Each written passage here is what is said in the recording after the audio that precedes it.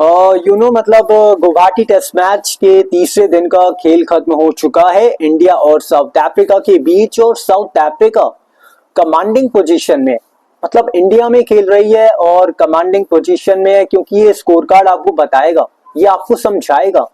और यहाँ पे अगर आप देखेंगे कि पहले बैटिंग करते हुए पहले तो 489 रन जड़ देती है दक्षिण अफ्रीका की बैटिंग लाइनअप। उसके बाद आज मतलब इंडियन बैटिंग लाइनअप को ऑल आउट कर दिया जाता है, महज 201 के स्कोर पे मतलब निपटा दिया जाता है।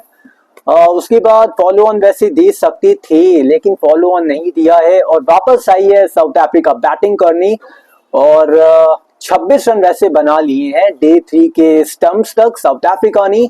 ईडन मार्करम के साथ साथ ब्रायन रिकल्टन के भी पैर जम चुके हैं एक बार फिर से इस गुवाहाटी की पिच पे। तो भारत के लिए परेशानियां मतलब बड़ी नहीं है, एक तरीके से उजागर हर तरीके से हुई है, बैटिंग में, बॉलिंग में, फील्डिंग में, स्ट्रैटेजी में। क्योंकि लीड हो गई है 314 रनों की। तो इस डे 3 के ऊपर वैसे कर लेते हैं बात कि कैसे फ्लॉप हो गई टीम इंडिया की ये बैटिंग लाइनअप।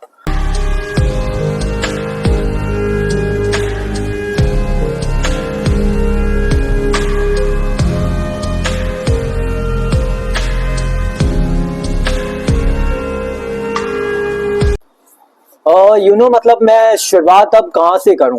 क्योंकि पहले अगर बैटिंग से ही शुरुआत कर लें कि नौ बिना किसी नुकसान के भारत ने आज के दिन के खेल को मतलब शुरुआत किया था। मतलब पहले 1 घंटे में तो बड़ा अच्छा चल रहा था सब कुछ। जायसवाल खेल रहे थे, उनके साथ केएल राहुल भी अच्छी बैटिंग कर रहे थे। लेकिन जैसे ही मतलब 9 बजे खेल शुरू होता है, घड़ी में 10 बजते हैं, मतलब ऐसा लगा कि बस अब जो अच्छा चल रहा है वो सब बेकार होने वाला है, वो सब खराब होने वाला है। और मतलब 10 बजे की पहली विकेट गिरती है केएल राहुल के रूप में। उसके बाद तो मतलब पतझड़ लग जाती है, एक तरीके से वो कहते हैं ना कि 1 brings 2, 2 brings 3, मतलब यहाँ तो एक के बाद एक वो विकेट्स गिरते चले गए भारत की। मतलब इतनी खराब बैटिंग करी मतलब भारत ने। और ये कोई ऐसी रैंक टर्नर पिच नहीं है, कोलकाता वाली पिच नहीं है कि यहाँ पे गेंद टर्न हो रहा है। हाँ, तीसरे दिन अगर आप देखेंगे तो यार टर्न तो थोड़ा तो एक आध तो बॉल होगा, क्योंकि तीसरे दिन में टेस्ट मैच चल रहा है। तो इतना तो आप टर्न थोड़ा देखेंगे और आपको इतना टर्न तो खेलना आना चाहिए बतौर बल्लेबाज। लेकिन उसको भी नहीं खेल पाए यार हमारे मतलब भारतीय बल्लेबाज। ऑलराउंडर्स को खिला रखा है, मतलब इतने ऑलराउंडर्स हैं, उनका भी कुछ फायदा नहीं पहुंच पा रहा है। और मैच की स्थिति इस समय ये है कि साउथ अफ्रीका जीत की मतलब आप लगभग मान सकते हैं कि दहलीज पे है। यहाँ से उन्हें और थोड़ी सी अच्छी बैटिंग करनी है, उसके बाद भारत को एक बड़ा सा लक्ष्य देना है।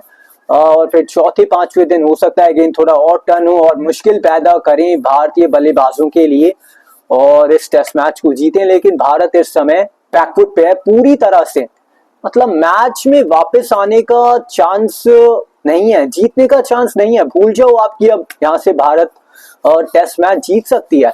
और हम मतलब विश्वास रखते हैं कि बिलीव इन यू। लेकिन यहाँ से कैसे पॉसिबल है? क्योंकि 314 रनों की तो कुल मिलाकर लीड हो गई है।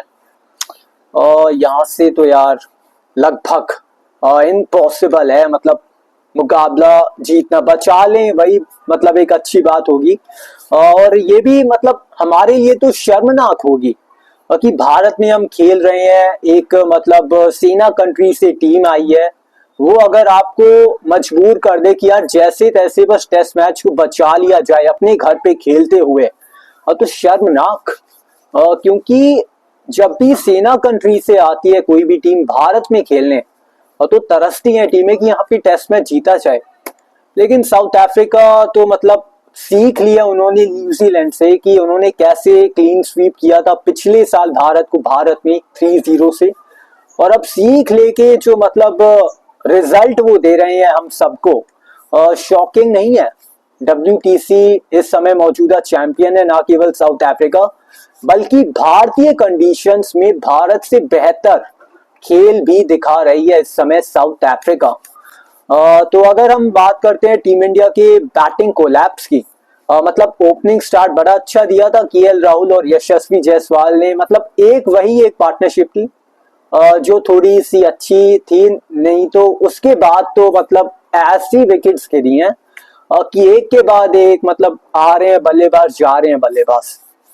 तो अगर आप बैटिंग स्कोर कार्ड देखोगे टीम इंडिया का, तो यशस्वी जायसवाल 58 के स्कोर पे आउट हुए, मतलब हार्मर का बने शिकार। उसके बाद केएल राहुल, इनको मैं कहूंगा एक अच्छी गेंद पड़ी, उछाल भरी वो गेंद थी, डिफेंस करने गए, अगर नीचे रहती तो सटीक डिफेंस हो जाता। वो मैं थोड़ा ये कहूंगा कि चलो ठीक है, एडजस्ट नहीं कर पाए, लेकिन एडजस्ट करना चाहिए था राहुल को भी। उसके बाद साई सुदर्शन, अब इनके ऊपर हम क्या कहेंगे, मतलब इनको तो मतलब ड्रॉप ही कर दिया था भारत ने। उसके बाद अब एक टेस्ट मैच में खिला लिया और फिर यहाँ पे भी वो 15 पे आउट हो गए एक सॉफ्ट डिसमिसल के तौर पे। और उसके बाद ध्रुव जुरैल फुल शॉट मारने जाते हैं और आउट हो जाते हैं। ऋषभ पंत मतलब इसी तरह से खेलते हैं वो तो, उनका मतलब 7 के स्कोर पे पत्ता करता है। उसके बाद रविंद्र जडेजा 6 के स्कोर पे आउट हुए। नीतीश कुमार रेड्डी, पहले उनको इंडिया ए साउथ अफ्रीका ए के जो मैचेस चल रहे थे वहां भेजा गया कि भाई हमें नहीं रखना अभी नीतीश को, लेकिन वापस अब उन्हें लेके आए, टीम में शामिल किया, वो भी कुछ योगदान नहीं कर पाए, 10 के स्कोर पे वो आउट हो गए। वॉशिंगटन सुंदर ने 48 रन की एक अच्छी पारी खेली और बहुत ही बेहतरीन पारी।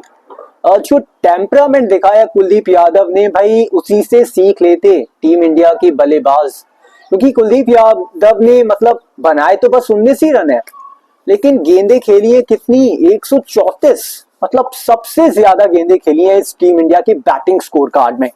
तो वेल डन कुलदीप यादव, उन्होंने एक लड़ाई का जज्बा दिखाया। उसके बाद तो फिर यही था कि बुमराह सिराज कितना ही कर लेते, क्योंकि काम तो ये बल्लेबाजों का था।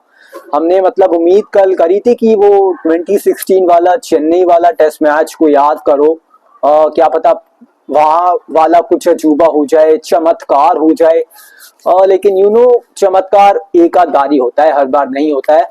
और भारतीय टीम सिमट जाती है एक ऐसी बैटिंग फ्रेंडली पिच पे, मैच 201 के स्कोर पे, जहां मैच एक आध बॉलिंग मुश्किल से टर्न हुआ होगा और वहां पे आप 201 के स्कोर पे मतलब समर्पण कर देते हैं। मतलब हारो ना तो मतलब लड़के हारो, तो मतलब संतुष्टि भी होती है कि भाई लड़के हारे हैं, वो जज्बा दिखाया है, वो जुनून दिखाया है। लेकिन यहाँ पे तो सरेंडर टीम इंडिया के द्वारा अपने ही घर पे, और वो भी साउथ अफ्रीका टीम के सामने, जो कि स्पिन उतना बेहतर खेलने के लिए जानी नहीं चाहती है। तो शर्मनाक है यार ये भारतीय टीम के लिए। उसके बाद अगर आप देखेंगे तो Marco Jansen star of the day रहे, क्योंकि 6 विकेट चटकाए हैं। मतलब इंडिया का आप पेस अटैक देख लो, जिसमें जसप्रीत बुमराह है जो विश्व नंबर 1 तीनों फॉर्मेट्स में, विश्व नंबर 1 है। मोहम्मद सिराज है, डीएसपी, मतलब उनका जिस तरीके का स्तर रहा है पिछले कुछ महीनों में टेस्ट क्रिकेट में, मतलब जडेजा है, वॉशिंगटन सुंदर है, मतलब उनको मतलब आप देखो कि वो कुल मिला के आखिर के मतलब 4 विकेट्स नहीं गिरा पाए थे D2 में साउथ अफ्रीका के। लेकिन यह मार्को यानसन ने जिस लिहाज से गेंदबाजी करी है, अतिरिक्त उछाल से परेशान किया है, बाउंसर की बहुत छाड़ कर दिया है, गेम प्लान बना के आउट किया है, और भाई कमाल मतलब प्रदर्शन किया है। अगर आप देखोगे ना मार्को यानसन को, मतलब मार्को यानसन ने ना केवल बैट के साथ 93 रन किए, बल्कि गेंद के साथ भी हल्ला बोला है मार्को यानसन ने और हाहाकार मचाया है। अगर आप देखेंगे साउथ अफ्रीकाई मतलब बॉलिंग स्कोर कार्ड, तो देखिए जरा, मार्को यानसन कुल ओवर डाले 19.5, जिसमें से 48 रन देकर 6 विकेट छटकाए हैं। मतलब मुझे याद नहीं आता कि कोई मतलब बाहर से गेंदबाज आए, Australia, England, south Africa team में से कोई मतलब गेंदबाज आ जाए सेना कंट्री में से, Day 3 का खेल चल रहा हो, भारत में टेस्ट मैच हो और कोई पेसर होके 6 विकेट छटका जाए, अनबिलीवेबल, मतलब एक तरीके से मिराले। मतलब आप पन्ने पलटिए जरा इतिहास के और देखिए जरा कि ऐसा आखिरी बार कब हुआ था, याद नहीं आएगा, मतलब मुझे भी याद नहीं है। तो उस लिहाज से तो मतलब याद नहीं आएगा। मतलब उत्कृष्ट प्रदर्शन किया है मार्को यानसन ने। उसके बाद यान मुल्डर, और 10 ओवर में 14 रन देकर कोई विकेट उनके खाते में जरूर नहीं जाती, लेकिन दबाव बनाया, प्रेशर बनाया।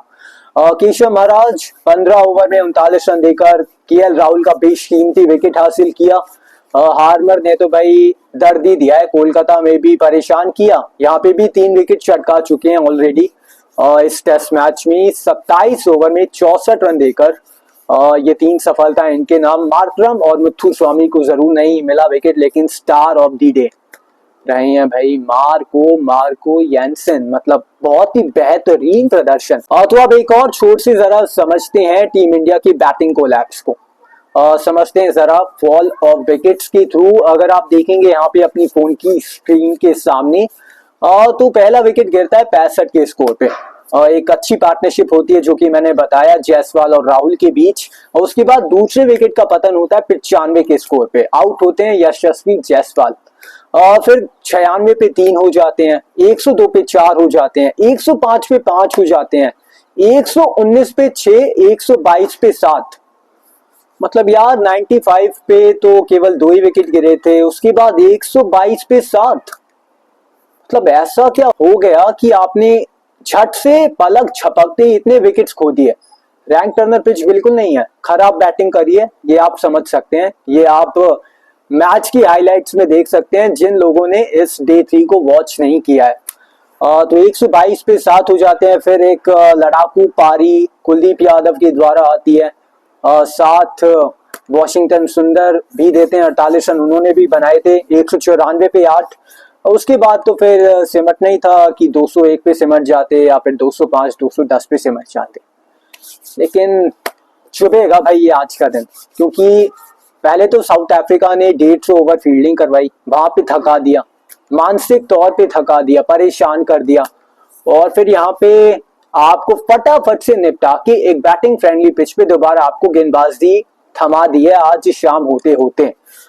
तो वेल डन वैसे साउथ अफ्रीका, जिस लिहाज का प्रदर्शन साउथ अफ्रीका की ओर से रहा है। क्योंकि अब अगर भारत को यहाँ से टेस्ट मैच अगर बचाना है तो चौथी पारी में करनी पड़ेगी एक अच्छी बैटिंग, एक लड़ाई वाली बैटिंग, और स्ट्रैटेजी के थ्रू उतरना पड़ेगा।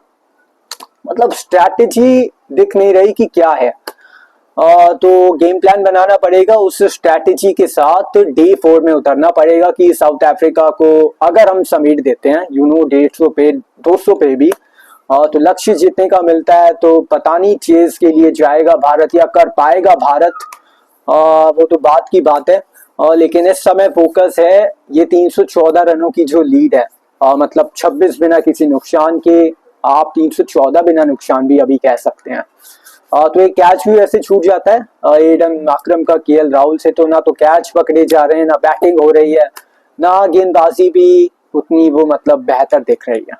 तो फ्लॉप रहा है भाई, पूरी तरह से फ्लॉप आप कह सकते हैं। ये डे 3 भी भारत के लिहाज से तो अब तो भाई है साउथ अफ्रीका कब डिक्लेयर करेगा, अब उनके हाथ में भाई, वो गेम चलाएंगे जिस लिहाज से उनको चलाना है। और ये बड़ा शर्मनाक है वैसे कि कोई सेना कंट्री की टीम आई है भारत और उन्होंने आपका ये हाल किया है, मतलब हाल बेहाल किया है।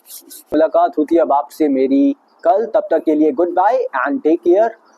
वीडियो को लाइक कर दीजिएगा, चैनल को शेयर एंड सब्सक्राइब कर दीजिएगा।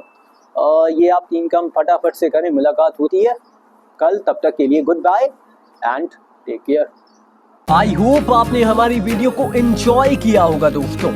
Thank you for watching.